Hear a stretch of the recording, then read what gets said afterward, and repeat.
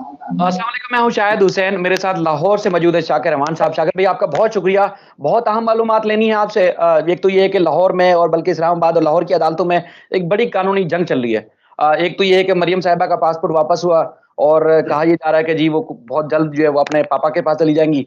मोना सिलाई को बड़ा रिलीफ मिल गया, उस पे बड़ा एतराज़ उठाया जा रहा है कि उनके जो जज साहब हैं, जो जिन्होंने उनको रिलीफ दिया, उनका ताल्लुक जो है वो गुजरात से है, तो इसलिए उनको रिलीफ मिल गया। और उसके बाद इमरान खान साहब इस्लामाबाद से उनको बड़ा रिलीफ मिला है। तो लोग कहते हैं कि जी एक तरफ बाहर खड़े होकर धमकियाँ लगाते हैं, अदालतों में जाके माफ़िया माँगते हैं। तो ये सारी राय चूँकि लाहौर और पंजाब ख़ास तौर पर सियासत का मरकज़ बना हुआ है, तो ये सारी सूरत-ए-हाल आपसे जानेंगे और ये कानूनी मामलात हैं क्या? मरियम को फ़ायदा हुआ या ये सारी डील और ढील चल रही है, उसको भी फ़ायदा दिया, उसको भी फ़ायदा दिया, उसको भी फ़ायदे दिया, तो ये अवाम कहाँ जाएगी? तो ये एक-एक करके तफ़सील से बताएँ मुझे। शुक्रिया शाहिद भाई। आज मजबूरी तौर पर अदालती रिलीफ का दिन था। विफाक में इस्लामाबाद हाई कोर्ट में इमरान खान को बहुत बड़ा रिलीफ मिला और इसी तरह लाहौर हाई कोर्ट में मरियम नवाज और चौधरी मोहन्ना सिलाई को ये रिलीफ मिला है और इन दोनों समाअतों के दरमियान मैं कमरा अदालत में मौजूद था। मरियम नवाज के हवाले से ये बातें तो सब कर रहे थे और ये सब कह रहे थे कि बिल्कुल अब पासपोर्ट वापस मिल जाएगा। उसकी बुनियादी तौर पर वजह ये थी कि जो पार्टी थी नैब, उन्होंने अपना एतराज़ दायर ही नहीं किया। उन्होंने कहा कि हमें कोई एतराज़ नहीं है अगर पासपोर्ट वापस मिल जाए और इसी तरह विफाक ने भी कोई एतराज़ नहीं किया। अब गुज़िश्ता समाअत पर जो है वो जो उनके वकील थे मरियम नवाज के एडवोकेट अमजद परवेज़, वो गैर हाज़िर थे। यानी उनका ये कहना था कि उन्हें ये इत्तला मिली कि केस की समाअत जो है वो 11 बजे शुरू होगी, लेकिन 10:30 पर जो है वो 3 रुकनी bench chief justice Lahore high court की सरबराही में बैठ गया था। तो उस दौरान अदालत की जानिब से सख्त बरहमी का इज़हार किया गया था। आज जब समाअत का आगाज़ हुआ 10:34 पर जो 3 रुकनी बेंच है वो कमरा अदालत में आया, चीफ जस्टिस की अदालत में ये समाअत हुई और जैसे ही समाअत का आगाज़ हुआ तो एडवोकेट अमजद परवेज़ की जानिब से अदालत से गैर मशरूत माफ़ी माँगी गई और नदामत का इज़हार किया गया और उन्होंने कहा कि गुज़िश्ता समाअत पर वो अदालत में हाज़िर नहीं थे, उसके लिए वो अदालत से गैर मशरूत माफ़ी माँगते हैं। जिस पर अदालत ने कहा कोई बात नहीं, आप केस को आगे लेकर चलें। तो फिर अमजद परवेज़ की जानिब से दलाइल का आगाज़ किया गया। उन्होंने इस केस का पस-ए-मंज़र बताया कि 4 साल हो गए हैं इस केस के हवाले से उनकी मौकला गिरफ्तार हुई थी और इसी लाहौर हाई कोर्ट ने मेरिट पर उनकी ज़मानत दी थी और उसके बाद अदालत ने बतौर ज़मानत उनका पासपोर्ट और 7 करोड़ रुपए के मचलके जो थे वो जमा करवाने की हदायत की थी, जो कि अदालती हुक्म के मुताबिक अदालत की हुक्म की तामील की गई और वो जमा करवा दिए गए और बताया गया कि अब 4 साल गुज़र चुके हैं, ना ही नैब की जानिब से तफ्तीश जो है इंक्वायरी है वो मुकम्मल की गई है, ना ही जो है वो इसका रेफरेंस जो है वो फाइल किया गया है। तो लिहाजा अदालत से ये हमारी इस्तदा है कि अदालत पासपोर्ट जो है वो वापस करे ताकि मरियम नवाज अगर बैरून मुल्क जाना चाहती हैं या वो कोई भी फरीज़ा अदा करना चाहती हैं तो वो बआसानी कर सके। इसी दौरान अदालत की जानिब से इस्तफसार करते हुए कुछ चीज़ें पूछी गई कि ये केस कब शुरू हुआ और इस केस का पस-ए-मंज़र क्या है। फिर नैब के जो प्रोसिक्यूटर थे उनसे अदालत मुखातिब हुई और अदालत ने कहा कि आप बताएँ कि तफ्तीश जो है वो किस मरहले तक पहुँची है। तो जिस पर नैब प्रोसिक्यूटर की जानिब से कहा कि अभी शवाहिद इकट्ठे किए जा रहे हैं, अभी जो है तफ्तीश इन प्रोसेस है और इसके हवाले से अदालत को आगाह किया तो अदालत ने बरहमी का इज़हार करते हुए कहा कि अभी तक आपकी तफ्तीश मुकम्मल नहीं हुई और फिर नैब के नए ऑर्डिनेंस का भी ज़िक्र हुआ। तो अदालत ने कहा कि कोई कानून तो होगा कि कितने अरसे में इस केस को मुकम्मल करना है। तो नैब के जो प्रोसिक्यूटर थे उनकी जानिब से बताया गया कि अब जो नया तरमीमी ऑर्डिनेंस है उसके तहत 6 माह के अंदर-अंदर जो है वो इंक्वायरी मुकम्मल करके रेफरेंस दायर करना होता है। अदालत ने पूछा कि आपको कोई इसके ऊपर एतराज़? उन्होंने कहा नहीं जी हमें कोई एतराज़ नहीं है, पासपोर्ट वापस कर दिया जाए, नैब का कोई कंसर्न नहीं है, केस जो है वो काफ़ी अरसे से चल रहा है और अभी ये जल्दी मुकम्मल होता नज़र भी नहीं आ रहा है और बादियों नज़र में शायद ये केस ये जो नैब के नए ऑर्डिनेंस है उसके अंदर फ़ाल भी ना करे। ये भी थोड़ी-सी बाज़गश जो है वहाँ पर हमने सुनी। उसके बाद विफाक की जानिब से अदालत से पूछा गया, तो विफाक ने भी कहा कि हमें कोई एतराज़ नहीं है और जब शाकिर भाई एक आप कोर्ट रिपोर्टर हैं, आम आवाम इस बात को नहीं समझती। आप क्या समझते हैं सियासी रिलीफ है या अदालती रिलीफ था? देखें, ये तो एक ऐसा था कि मैं आपको एक मिसाल देता हूँ शाहिद भाई कि मियाँ बीवी राज़ी ते की करेगा काज़ी। हमें जो है वो काज़ी इस तरह बेबस नज़र आया। आज कमरा अदालत में बड़ी माज़रत के साथ एक वक्त था कि chief justice Lahore high court की जानिब से एक बड़ा अहम रिमार्क्स दिया गया। उन्होंने कहा कि उनके पास अब कोई वजह ही नहीं है कि वो पासपोर्ट वापस करें। यानी जी, जी। जो वफाक है वो भी कह रहा है कि जी वापस कर दे, जो ठीक नैब है। है वो भी कह रहा है वापस कर दें। तो नया नैब का तरमीमी ऑर्डिनेंस भी आ गया, तो अब अदालत के पास कोई रीजन नहीं थी, कोई किसी का एतराज ही नहीं था कि अदालत जो है वो किसी बुनियाद पर कहती कि नहीं ये पासपोर्ट जो है ये वापस ना किया जाए। तो बुनियादी तौर पर शाकिर भाई, ये एक चीज़, तो आप इसको जो है वो आप इसको सियासी रिलीफ कह सकते हैं, अदालती रिलीफ नहीं है। लोग जो अदालतों पे इल्ज़ाम लगाते हैं, वो सही नहीं है। क्योंकि जो प्रोसिक्यूशन है या सरकारी वकील हैं, नैब के चाहे वफ़ाकी हुकूमत के, वो तो सियासी बुनियादों पर भर्ती होते हैं। तो इसका मतलब ये सियासी रिलीफ मिला है, अदालती रिलीफ नहीं है। बिल्कुल आपने दुरुस्त कहा, बिल्कुल आपने दुरुस्त कहा कि ये अदालती रिलीफ नहीं है, ये सियासी रिलीफ भी कह सकते हैं, बल्कि इसको गठजोड़ का रिलीफ भी कह सकते हैं। क्योंकि ठीक नैब है। यही नैब थी जो आज से कुछ अर्सा पहले जो है वो मरियम नवाज़ के बैरून मुल्क फरार होने की बातें कर रही थी। जब कमर अदालत में मरियम नवाज़ ने पासपोर्ट वापसी की दरख्वास्त दी थी, तो इसी नैब ने कहा था कि मरियम नवाज़ अगर बाहर चली गई, तो ये अपने वालिद की तरह वापस नहीं आएँगी, ये मफरूर हो जाएँगी, केस इससे बहुत ज़्यादा मुतासिर होगा। यही नैब थी और आज यही नैब जो है वो कह रही थी कि हमें बिल्कुल जो है वो कोई एतराज़ नहीं है, आप यानी उनका तो था कि अभी वापस कर दें। तो ये तहरीरी ऑर्डर जो आएगा इसके अंदर जो है वो काफ़ी वजूहात जो है वो अदालत रखेगी।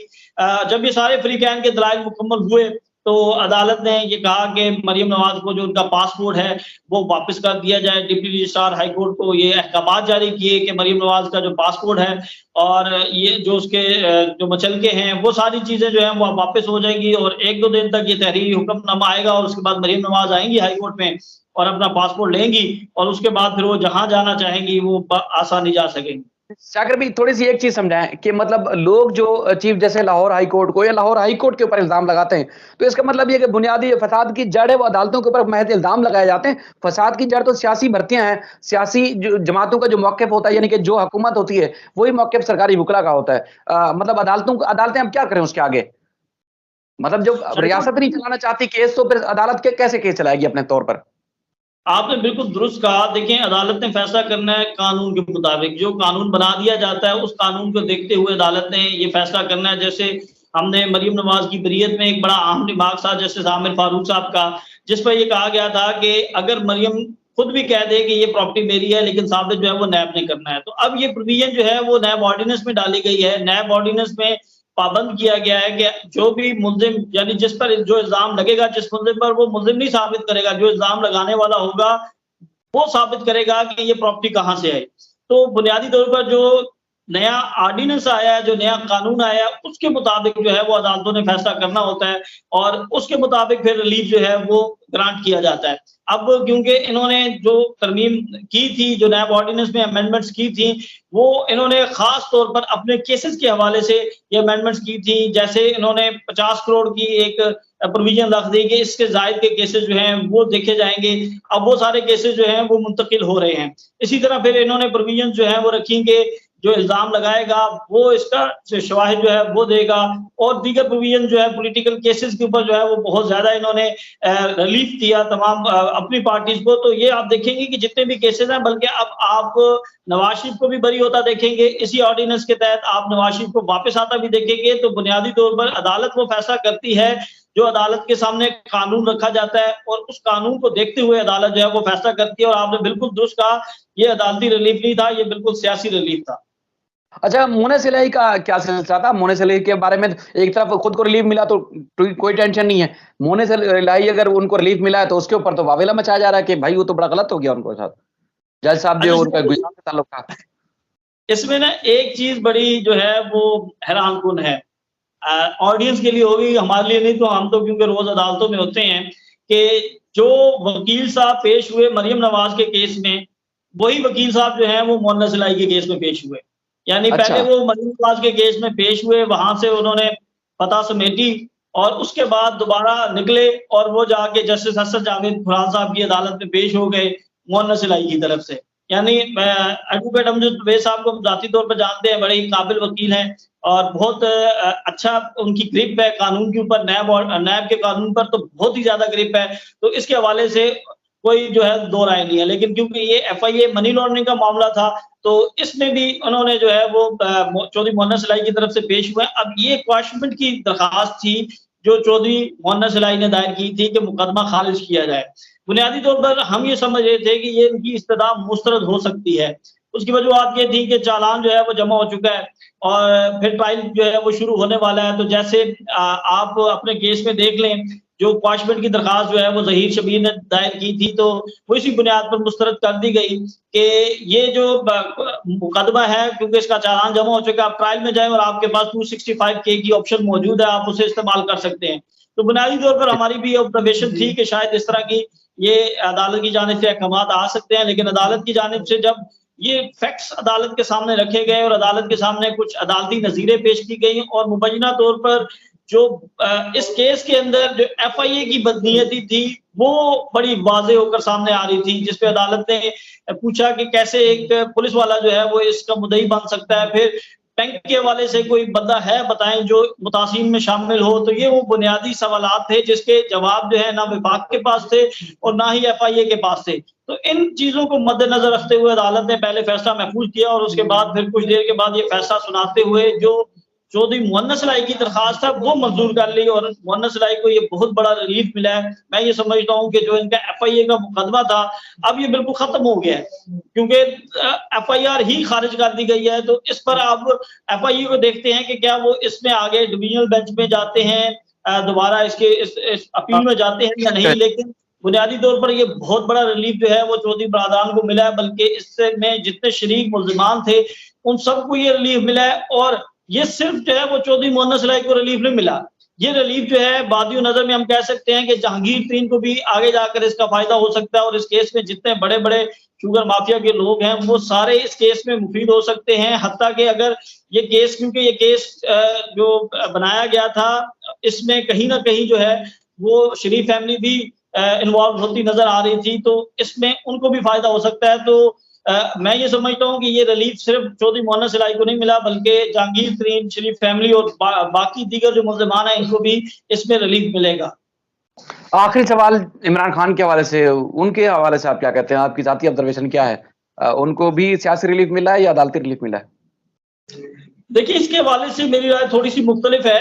वो ये कि इमरान खान का जब ये तौहीन अदालत का मामला चल रहा था तो उस वक्त जो इनके वकील थे एडवोकेट हामिद खान, उन्होंने अदालत में ये मौक़िफ़ इख्तियार किया था कि ये कंटेम्प्ट ऑफ कोर्ट नहीं है, लेकिन उन्होंने माफ़ी मांगी, लेकिन वो मांगी मशरूत माफ़ी मांगी। हम ऐसे कह सकते हैं कि ये भी सियासी रिलीफ है, क्योंकि इमरान खान के हवाले से जो एक हमें नजर आ रही थी कि जो उनके खिलाफ एक सारा मामला चल रहा था, मुख्तलिफ उनके खिलाफ केसेस चल रहे थे और फिर chief justice Islamabad high court Athar Minallah साहब ने जो एक रिमार्क्स दिया वो बड़ा अहम है। उनका ये कहना था कि बाकी नजर में जो इमरान खान का कंडक्ट था वो तौहीन अदालत के जुमरे में आता है। यानी इस बात को हम लेकर अब कभी भी इस तरह की तकारीर की गई या कभी भी इस तरह का कोई मामला हुआ तो फिर ये एक प्रेसिडेंट बन गया है कि उनके खिलाफ जो है वो तौहीन अदालत की कार्रवाई हो सकती है, क्योंकि इससे पहले इस तरह की मिसाल मौजूद नहीं थी। लेकिन अदालत ने ये कार्रवाई करके एक तो जो आपकी मातहत अदलिया उसको आपने स्ट्रॉन्ग किया है और उसको ये पैगाम दिया है कि हाई कोर्ट जो है वो आपके सर पर खड़ी है और अगर कोई इस तरह का मामला होगा तो हाई कोर्ट इसके ऊपर जो है वो सख्त एक्शन लेगी। दूसरी जानिब इमरान खान का जो कंडक्ट था इस सारे मामले में उस पर अदालत ने तारीफ की है। अदालत ने कहा कि इमरान खान का खुद जाकर जज साहिबा के सामने उनकी अदालत में जाकर शर्मिंदगी का इजहार करना, माफी मांगना, तो ये काबिल तारीफ है। और इस कंडक्ट को देखते हुए अदालत ने फिर उनकी जो माफी थी, जो उनका बयान हल्फी था उसे मंजूर किया, फिर उनका शो का जो नोटिस था उसको अदालत ने खारिज कर दिया और अदालत ने उनकी मुकदमा जो है यानी उनकी जो खिलाफ तौहीन अदालत की कार्रवाई थी उसे खत्म कर दिया है। यहाँ पर एक बुनियादी तौर पर बड़ा अहम नुकता था कि जो अदालती मुआवनीन थे उन्होंने यहाँ पर पॉइंट उठाया। उन्होंने कहा जी इमरान खान ने तो गैर मशरूत माफी मांगी नहीं है, तो जिस पर अदालत की जानिब से रिमार्क दिए गए कि आप अपना तहरीरी दलाइल जो है वो जवाब जो है वो दे दें, हम इसको जो तहरीरी हुक्मनामा होगा, तफसीली हुक्मनामा, उसमें डिस्कस करेंगे। क्योंकि यही वो अदालती मामलीन थे जब ये कह रहे थे कि ये तौहीन अदालत की कार्रवाई बनती नहीं है। कहीं ना कहीं हम ये समझ सकते हैं कि वो ये मैसेज देना चाह रहे थे, हमने तो आपको पहले ही कहा था, लेकिन आप इस केस को लंबा लेके चले हैं। लेकिन बुनियादी तौर पर ये कहा जा सकता है कि बिल्कुल इमरान खान को रिलीफ मिला है और अदालत की जानिब से बड़ेपन का मुजाहरा किया गया और अदालत ने जो है वो इमरान खान की माफ़ी जो है वो कबूल की है। वो कि अगर अदालत इस माफ़ी को कबूल ना करती तो उनके खिलाफ जो है वो आज फर्द जुर्म की कार्रवाई का आगाज़ हो जाना था, फिर केस आगे ट्रायल की तरफ चल पड़ना था। लेकिन अदालत की जानिब से जो है वो बड़ेपन का मुज़ाहरा किया गया है और इमरान खान ने भी जो है वो माफ़ी माँग कर जो है वो उन्होंने एक पॉलिटिकल लीडर और कौमी जी, लीडर होने का सबूत दिया है। बिल्कुल, बिल्कुल। एक तो इस्लामाबाद हाई कोर्ट की तरफ से भी बड़ेपन का मुज़ाहरा किया गया, दूसरा इमरान खान खुद चल के गए हैं और मादरत करने के लिए, तो ये भी एक बड़ी एक मिसाल सेट हुई है। अगर किसी को उनके किसी के अल्फ़ाज़ के ऊपर भी अगर कोई एतराज़ हो, तो वो उन्होंने भरपूर कोशिश की है उसको दूर करने की। शाकिर भी आपने तफ़सीली बताया, बड़ा मज़ा आया और दिल तो चाहता है कि जब वो कहते हैं ना कि हम ख़यालात या